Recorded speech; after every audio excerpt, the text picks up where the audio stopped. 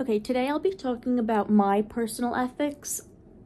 So, to start, just talking about what a personal ethical standard is. It's talked about in the book as being somebody's principles and values and morals that dictate their ethics and also their understanding of right and wrong.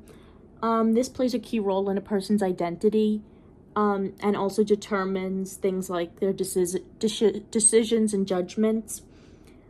Ethics are often based around the influences of family, friends, society, religion, and then also your own experience and observations of the world. We often mimic those the ethics of those we look up to. And if we disagree with someone's ethics, we'll take note of that and make sure not to act that way. So those are just two ways that ethics are learned. So understanding why when acting ethically, I interviewed my mom and she talked about how growing up Catholic, it had a heavy impact on her ethics, and it was good because she was taught to be an upstanding, moral individual. But she also talked about how it was incentivized as acting moral and not sinning as a way to determine whether or not you go to heaven or hell. And so she explained how this kind of took away the selflessness of acting morally and ethically and made it more of a self-serving process. So growing up, she taught me to act the opposite and to act morally and ethically out of a genuine caring for other people and a caring for the well-being of the world and society. Your ethical standards shouldn't just center around wanting to reap the benefits. And then this also impacted my ethical sensitivity because I learned how to understand how my own actions impact others, and then also when to step in if I observe somebody else is violating someone else's ethics or violating my ethics. So next is empathy and learning ethical sensitivity. My mom mentioned during the interview that her three major influences to her ethics were her religion, her parents, and then also just her innate ideologies of what felt right and wrong. And I would say that my greatest influences were my parents and teachers, especially early on in my the developing of my ethical standard. I believe that ethical sensitivity can be taught, but not so much empathy. I think empathy and moral emotions are more so innate, but ethical sensitivity can be taught as we can understand why we should be feeling empathetic towards somebody or acting empathetically towards someone.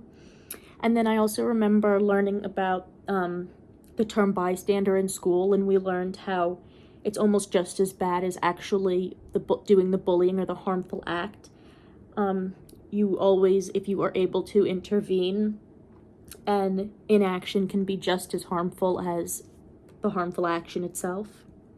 So next is moral development. So as I said earlier, the greatest influences to my ethical standard were my parents and teachers, but then I would say a little bit later on in life, like starting in middle school, but more so like high school and college, I found that a lot of my ethics were shaped by current events that I was learning in school or on the news or on social media.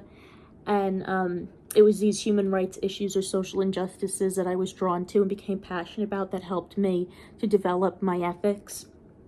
And then moral development is just someone's personal ethical standard being developed and determining how they'll make decisions and judgments through their life. And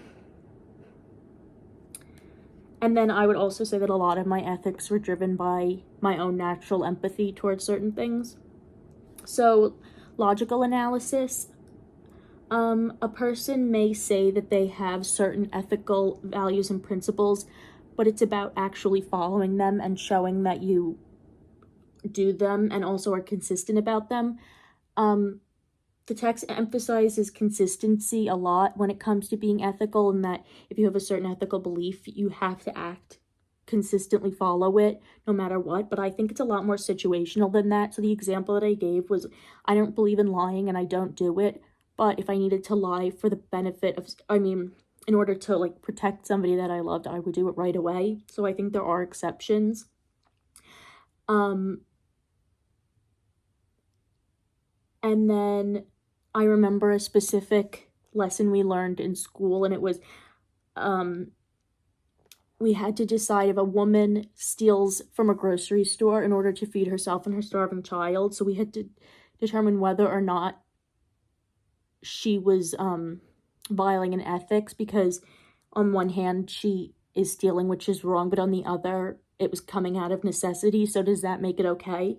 And then it also, they furthered it by saying, well, what if the store owner is like a small business owner and they rely on the sales of the store to make their income?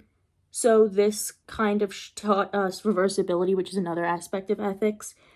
It's just putting yourself into someone else's shoes. So you could put yourself into the woman stealing shoes. You could put yourself into the store owner's shoes, and that can help you determine whether or not you believe something is ethical or should receive an exception. So that is consistency and reversibility. My mom also said that her Catholic religion, and also the fact that her father was a police officer, she was often taught that ethics were just black and white, right and wrong, without exceptions. So she said how she had to kind of unlearn this thinking, because you can't always have consistency. There are exceptions that can be made. So that's what I was taught. And then I was taught that putting myself in someone else's shoes and empathizing with them can make it easier to understand. So to conclude, I would say my mom had the most influence on my ethics, which is why I interviewed her. I believe that ethical standards are both taught and learned through observation. I believe that they can't realistically be black and white. Exceptions need to be made, and I think empathy is one of the most important aspects of it. So that's all.